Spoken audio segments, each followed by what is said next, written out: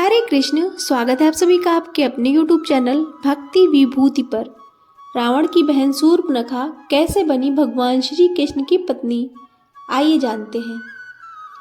आखिरकार शूर्पणखा कैसे बनी श्री कृष्ण की पत्नी और यह सब कैसे संभव हुआ। श्री कृष्ण भगवान की 8 पत्नियों में कहीं भी शूर्पणखा का नाम नहीं आता है। फिर कैसे रामायण काल की शूर्पणखा भगवान श्री कृष्ण के समय काल में उनकी पत्नी बन गई, आइए जानते हैं। दंडकारण्य की स्वामिनी शूर्पणखा ने भगवान श्री राम के महत्वपूर्ण कार्य में उनकी बहुत सहायता की है। जनमानस में शूर्पणखा की छवि राक्षसी होने, कामी होने, निर्ममता से नरसंहार करने की होने से वह घृणा की दृष्टि से देखी जाती है।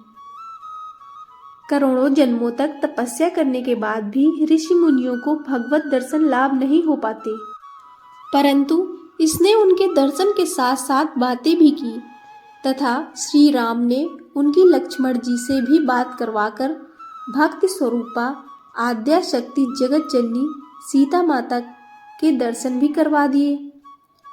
एक जिज्ञासा बनी रहती है कि आखिर शूर्पणखा ने कौन सा ऐसा पुण्य किया होगा जिससे उसे यह सौभाग्य प्राप्त हुआ।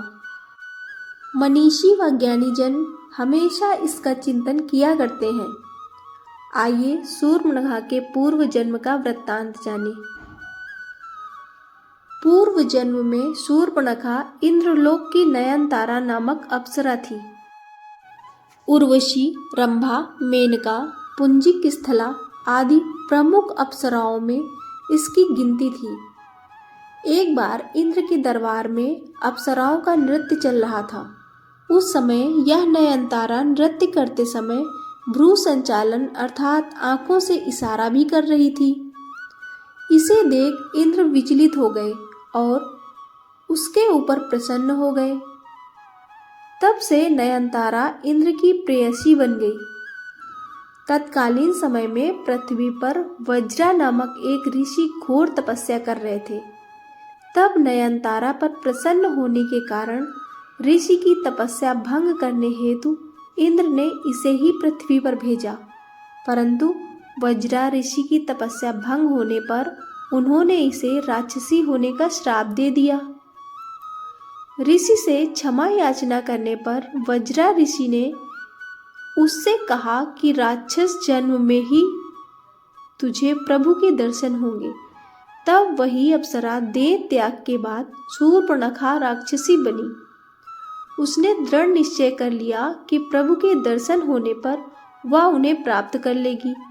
वही नयनतारा वाला मोहक रूप बनाकर ही शूर्पणखा श्री राम प्रभु के सामने गई, परंतु एक गलती कर बैठी।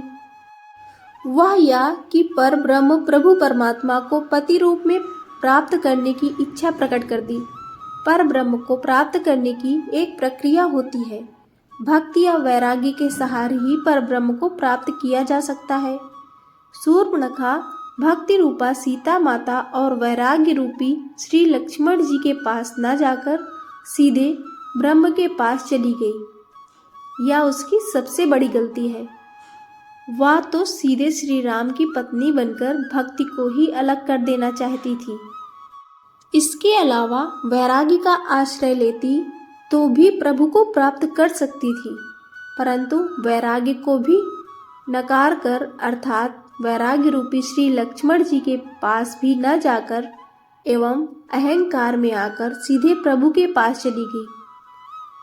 उसमें अहंकार आ गया। वह कहती है, संपूर्ण संसार में मेरे समान कोई नारी नहीं। इसका अर्थ यह हुआ कि समस्त संसार में आपकी पत्नी बनने लायक मेरे समान कोई नारी नहीं है। अहंकारी को प्रभु मिलन संभव ही नहीं हो सकता। फिर भी उचित प्रक्रिया का ज्ञान कराने के लिए उसे वैराग्य रूपी लक्ष्मण जी के पास भेजा गया, ताकि उसे प्रभु मिलन की सही प्रक्रिया ज्ञात हो सके। शूर्पणखा जैसी गलतियां कई बार हम लोग भी करते हैं। जैसे प्रभु के मंदिर में जाने पर हम लोग वहां अगरबत्ती का खाली पैकेट, नारियल की पॉलीथीन, माचिस की तीली, दूध चढ़ाकर दूध का खाली पाउच मंदिर परिसर में डस्टबिन में न डालकर चाहे जहां फेंक देते हैं। चैनल गेट में ही अगरबत्ती लगा देते हैं।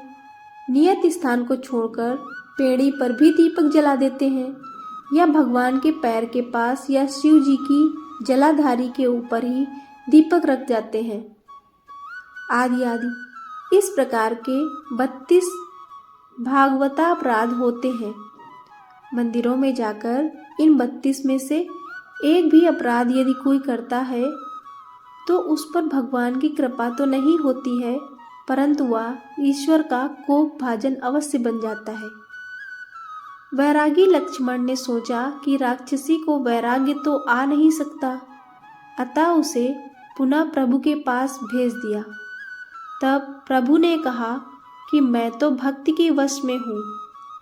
तब शूर्पणखा भक्ति रूपा सीता माता के पास गई, परंतु वहां भी एक भगवता अपराध कर बैठी।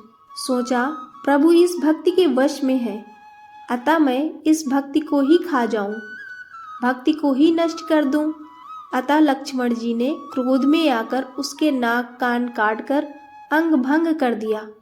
तब शूर्पणखा के ज्ञान चक्षु खुल गए और प्रभु के कार्य को पूरा कराने के लिए उनकी सहायिका बनकर प्रभु के हाथ से खर व दूषण, रावण, कुंभकर्ण, मेघनाथ आदि निशाचरों को मरवा दिया और प्रभु प्राप्ति की उचित प्रक्रिया अपनाने के लिए पुष्कर जी में चली गई और जल में खड़ी होकर भगवान शिव की आराधना करने लगी।